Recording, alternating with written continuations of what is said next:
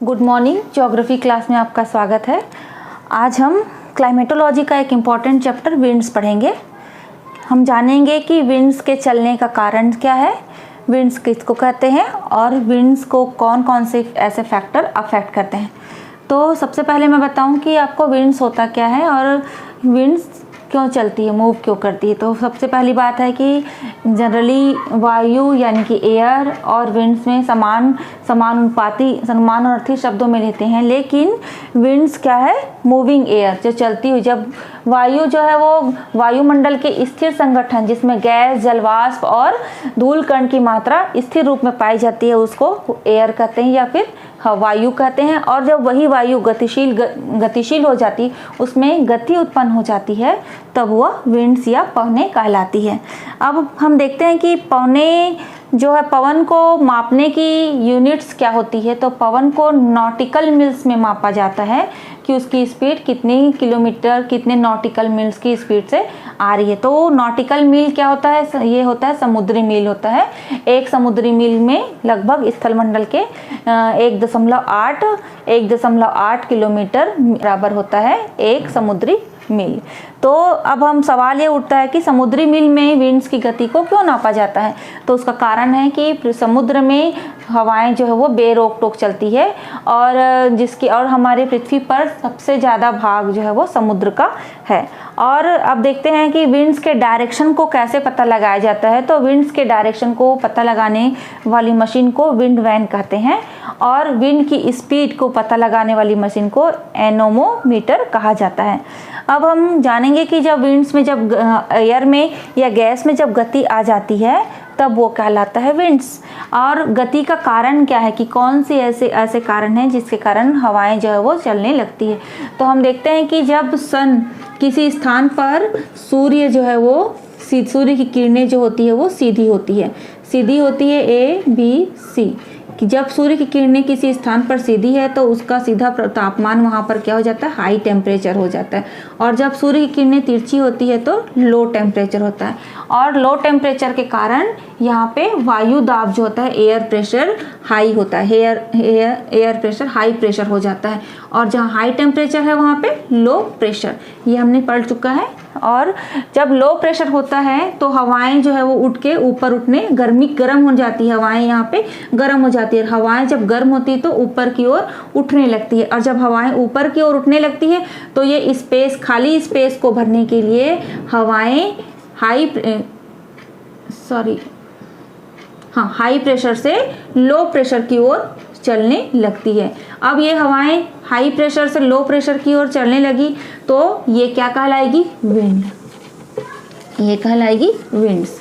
अब हवाओं में गति का मुख्य कारण हम कह सकते हैं कि एयर प्रेशर में ग्रेडियंट होना। एयर प्रेशर ग्रेडियंट का मतलब होता है कि वायु दाब में अंतर कैसे हुआ, क्योंकि तापमान में अंतर हुआ। सूर्य जहाँ पे सीधी है किरणें, वहाँ पे हाई टेम्परेचर है, जहाँ पे सूर्य की किरणें तिरछी है वहाँ पे लो टेम्परेचर है। और टेम्परेचर में अंतर के कारण क्या होगा, वायु दाब में भी अंतर उत्पन्न होता है। और जब वायु दाब में अंतर उत्पन्न होता है तो क्या होता है कि प्रेशर में भी अंतर होता है। प्रेशर के इन्हीं अंतर को या इन्हीं डिफरेंसेस को हम प्रेशर ग्रेडियंट या दाब प्रवणता कहते हैं, दाब प्रवणता कहते हैं। तो अब तब हम इस प्रकार से हम कह सकते हैं कि दाब प्रवणता ही मुख्य कारण है हवाओं के चलने का। अब ये तो पहला कारण आपको समझ में आ गया होगा। दूसरी बात हमने पढ़ा कि अर्थ रोटेशनल फोर्स यानी कि ये कैसे अफेक्ट करता है हवा को कैसे कंट्रोल करता है, विंड्स को कैसे हवा कंट्रोल करता होगा। तो अर्थ रोटेशनल फोर्स जो है विंड के स्पीड को भी और डायरेक्शन को, स्पीड को नहीं डायरेक्शन को चेंज करता है, ये दिशा को, डायरेक्शन को कंट्रोल करता है। कैसे कंट्रोल करता है कि जब पृथ्वी घूम रही है स्पीड से, पश्चिम से पूर्व की ओर घूम रही है, और घूमती हुई पृथ्वी के सामने कोई गतिशील वस्तु आती है तो उस एक विक्षेपी बल उत्पन्न होता है, और उस विक्षेपी बल के कारण वो वस्तु फेंक दी जाती है, आगे की ओर फेंक दी जाती है। वो उसी को कहते हैं हम पृथ्वी की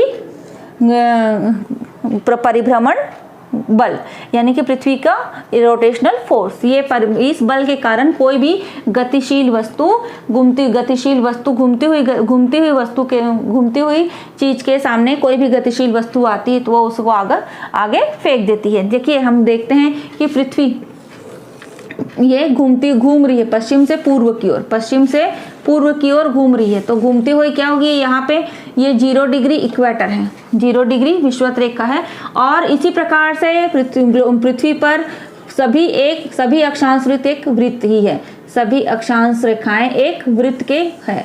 अब यहाँ पे पृथ्वी का जो घूर्णन बल है वो सबसे ज्यादा रहेगा, यहाँ पर ध्रुवों पर सबसे ज्यादा रहता है और विषुवत रेखा पर 0 रहता है। अब यहाँ पे देखेंगे कि कोई भी वस्तु अगर हम यहाँ से फेंकेंगे, यहाँ से कोई भी वस्तु हम इधर फेंकेंगे इस ओर, यहाँ है, यहाँ से एक बॉल फेंकेंगे तो ये पृथ्वी देखिए सब यहाँ पर भी दूर, यहाँ पर भी है, पृथ्वी पूरा पृथ्वी घूम रही है पश्चिम से पूर्व की ओर। अब दूरी को देखेंगे तो विषुवत रेखा की दूरी ज्यादा है, जैसे जैसे हम ध्रुवों की ओर बढ़ते जाएंगे उच्च अक्षांश की ओर, उसकी जो दूरी है अक्षांश वृत्तों की दूरी है वो कम होती है। मतलब यहाँ पर स्पीड ज्यादा है क्योंकि इतनी 24 घंटे में ही सभी पूरा ये इस दूरी को भी 24 घंटे में पूरा करना है, इस दूरी को भी 24 घंटे में। इस प्रकार सभी अक्षांश वृत्त को 24 घंटे में एक चक्कर या एक अपने अक्ष पर एक बार पूरा परिभ्रमण करना है। अब देखेंगे कि तो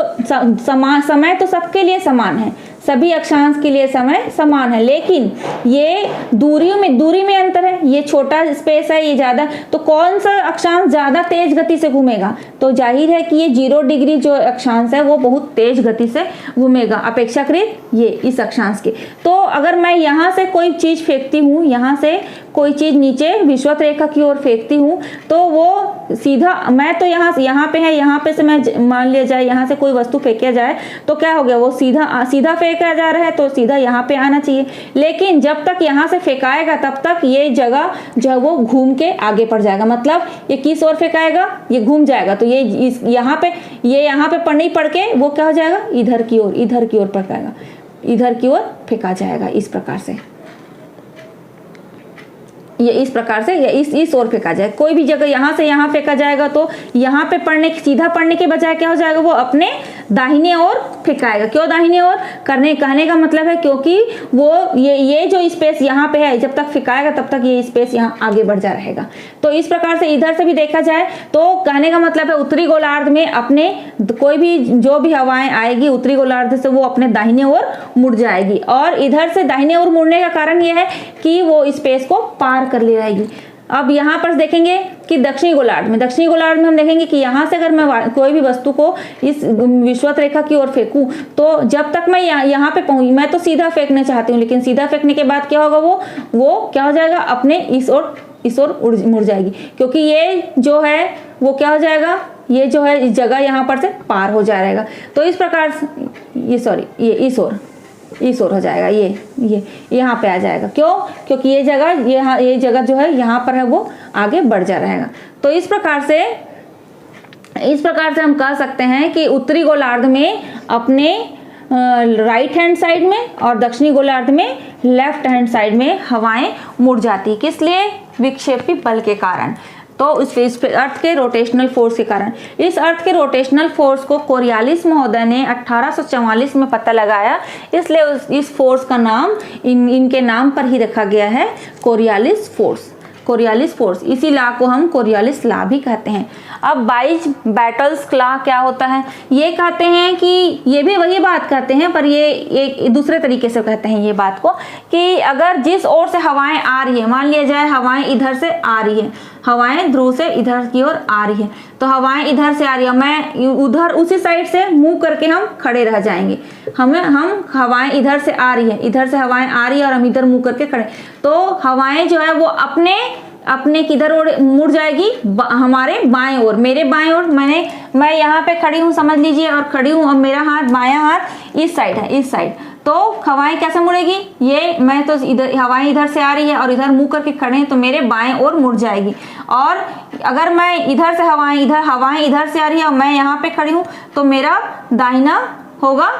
दाहिना कौन सा होगा, ईस्ट साइड होगा। तो ये हवाएं इस ओर मुड़ जाएगी, इस ओर मुड़ जाएगी। तो ये कहने का मतलब ये है कि जिस ओर हवाएं जिस ओर से हवाएं आ रही है, अगर हम उधर मुंह करके खड़े हैं तो वो हवाएं अपने उत्तरी गोलार्ध में अपने बाएं ओर और दक्षिणी गोलार्ध में मेरे दाएं ओर मुड़ जाएगी। यही बात इन्होंने भी कहा। तीसरी बात है कि फेरल्स लॉ में भी वही बात इन्होंने कहा कि उत्तरी गोलार्ध में हवाएं अपने दाहिने ओर मुड़ जाती है और दक्षिणी गोलार्ध में हवाएं अपने बाएं ओर मुड़ जाती है। उसके बाद है हैडले लॉ। हैडली ने ये बताया, सभी ने इसी बात को ही बताया है अपने अपने तरीके से। जैसे इन्होंने कहा कि मुंह रखने वाली बात की कि हवाएं जिधर से आ रही उधर से मुंह रख लीजिए तो हवाएं हमारे अपने बाएं ओर और दाहिने ओर मुड़ जाएगी, उनका अपने बाएं ओर और हवाएं इधर से अपने दाहिने ओर मुड़ जाएगी। उत्तरी गोलार्ध में इन्होंने बाएं ओर अपने बाएं ओर, लेकिन ये क्या बोलते हैं, और ये कोरियालिस भी बोलते हैं कि कोरियालिस का विक्षेपी बल के कारण जो है गतिशील वस्तु फेंक दी जाती है, और चूंकि पृथ्वी पश्चिम से पूर्व की ओर घूम रही है इसलिए ये उत्तरी गोलार्ध में दाहिने ओर और दक्षिणी गोलार्ध में बाएं ओर मुड़ जाएगी। इन्होंने फेरल ने भी वही बताया। हेडले बोलते हैं कि इसके मुड़ने का कारण है क्योंकि पृथ्वी पर सभी अक्षांश एक वृत्त है और सबकी दूरी, जैसे मैंने पहले बताया कि सबकी दूरी जो है वो दूरी में अंतर है, लेकिन उनको जो रोटेट करने का जो टाइम है वो क्या है, सेम है। रोटेट करने का टाइम बिल्कुल सेम है, और सेम टाइम के कारण अगर कोई भी वस्तु इधर से टकराती है तो वो डायरेक्ट सीधा ना पहुंच के क्या हो जाएगी, वो तिरछी हो जाएगी। क्योंकि पृथ्वी पश्चिम से पूर्व की ओर हो रही तो उत्तरी गोलार्ध में क्या हो जाएगा, वो कोई भी वस्तु दाहिने ओर मुड़ेगी और दक्षिणी गोलार्ध में वो बाएं ओर मुड़ जाएगी। तो कहने का मतलब है कि ये तीनों ने वही बातें, एक ही बात को कही, जिसका जो है रोटेशनल फोर्स। अब हम देखते हैं कि 0 डिग्री पर, मतलब इक्वेटर पर जो होता है विक्षेपी बल बहुत कम होता है। विक्षेपी मतलब यहाँ से यहाँ फेंका जाए तो यहाँ से कोई वस्तु को हम यहाँ इक्वेटर पर फेंकें पास में फेंकेंगे तो ये क्या होगा, क्योंकि दोनों लगभग दूरी में अंतर कम है, दूरी बिल्कुल समान है, तो कोई भी वस्तु अगर हम यहाँ पे फेंकेंगे तो वो ज्यादा मुड़ नहीं पाएगी, मतलब ज्यादा नहीं मुड़ पाएगी। तो विक्षेपी बल यहाँ पे क्या हो जाएगा, कम हो जाएगा। विक्षेपी बल क्या हो जाएगा, कम हो जाएगा। इसीलिए बोलते हैं 0 पर जो कोरियालिस फोर्स होता है बिल्कुल कम हो जाता है, 0 हो जाता है कोरियालिस फोर्स। यही कारण है कि 0 से 8 डिग्री उत्तरी अक्षांश और 8 डिग्री दक्षिणी अक्षांश, इन स्थानों पर क्या बोलते हैं, चक्रवात की दशाएं कम होती है, गोल मतलब ज्यादा मुड़ नहीं पाती। जितने उच्च अक्षांश पे जाएंगे जो कोरियालिस इफेक्ट बढ़ते जाएगा, क्योंकि उसमें मोड़ ज्यादा आ जाएगा, इस प्रकार से मोड़ ज्यादा आ जाएगा, दाहिने ओर मुड़ते जाएगी, है ना, ये इस प्रकार से मुड़ेगी।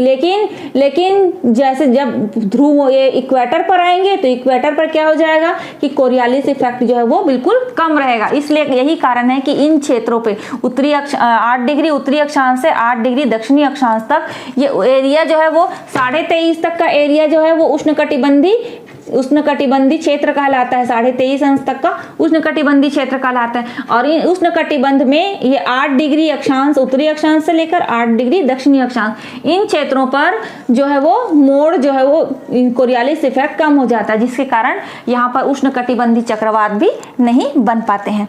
तो ये है कोरियालिस फोर्स। अब एक चीज हम देखते हैं कि किसी भी सेंट्रीफ्यूगल फोर्स यानी कि केंद्रापसारी बल को सेंट्रीफ्यूगल, ये भी एक कारण है किसका, ये हवाओं की दिशा के बदलाव का। तो इसमें क्या होता है कि केंद्रापसारी कोई भी वस्तु जो है वो अपने केंद्रापसारी बल के कारण कोई भी वस्तु अपने साथ आती हुई किसी वस्तु को क्या करती है, बाहर की ओर फेंकती है, तो उसी को क्या कहते हैं, केंद्रापसारी बल। तो यहाँ पर केंद्रापसारी बल के कारण ही पृथ्वी का जो शेप है वो क्या हो जाता है, ऊपर की ओर फेंका जाता है। तो ये इसका जो आकार इस प्रकार से है उसका कारण है यही सेंट्रीफ्यूगल फोर्स। तो इसमें एक चीज देखते हैं हम कि अब यहाँ पे देखेंगे कि सेंट्रीफ्यूगल जो फोर्स है वो यहाँ पर विषुवत रेखा पर अधिक रहता है। ये क्या होता है, ये यहाँ पे सेंट्रीफ्यूगल फोर्स अधिक रहता है, इफेक्ट इसका अधिक हो जाता है। जैसे जैसे उत्तर में जाते हैं सेंट्रीफ्यूगल फोर्स जो है वो कम हो जाता है, इसलिए जो हवाएं भी हैं ये बाहर की ओर ज़्यादा फेंक जाती है। तो ये एक कारक है। तो इस प्रकार से हम देखें कि फैक्टर्स कौन कौन से फैक्टर्स हैं जो विंड्स को कंट्रोल करते हैं। कल के चैप्टर में हम पढ़ेंगे कि पवनों का वर्गीकरण